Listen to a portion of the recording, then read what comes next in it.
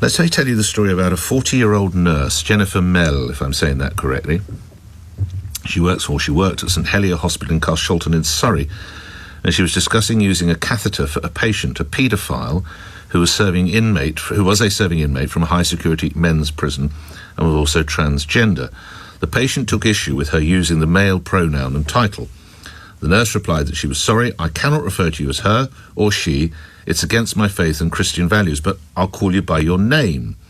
The patient then subjected her to a racially and religiously aggravated assault, lunged at her, and used the N-word 3 times. The nurse was investigated and disciplined by the hospital. She spoke earlier this year about her ordeal. In the beginning, I was very traumatized and I was quite fearful. The thought of losing my job, my entire career, it did affect my mental health. And each time I thought about it, I would just begin to cry. A spokesman for Epsom and St Helier University Hospital's NH Trust says, we expect all members of staff to follow professional standards, such as the Nursing and Midwifery Council's Code of Conduct.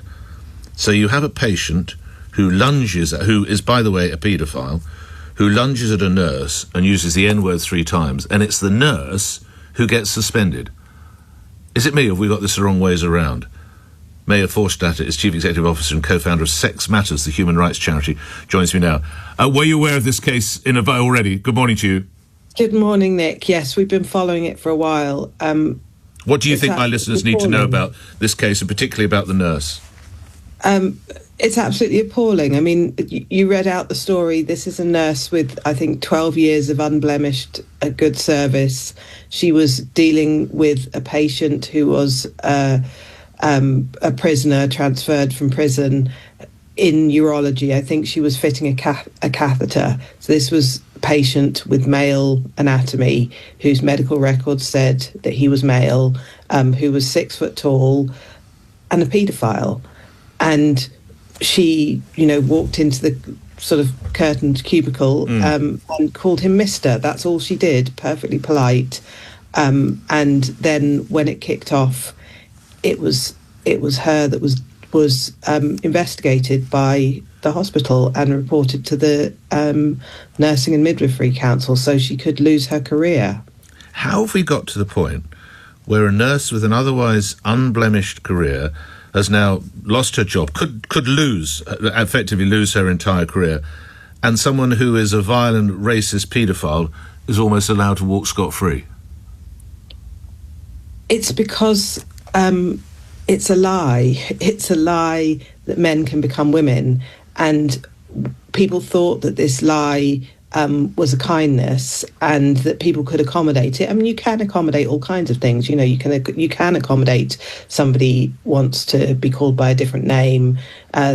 People want to express themselves in different ways. You can accommodate all kinds of things. But what you can't do is think that men can become women. And when you put that into things like professional codes of conduct, what happens is you sort of crank the handle on disciplinary processes, and what comes out is this complete Alice in Wonderland, upside down expectation about who and who isn't at fault in a situation like this.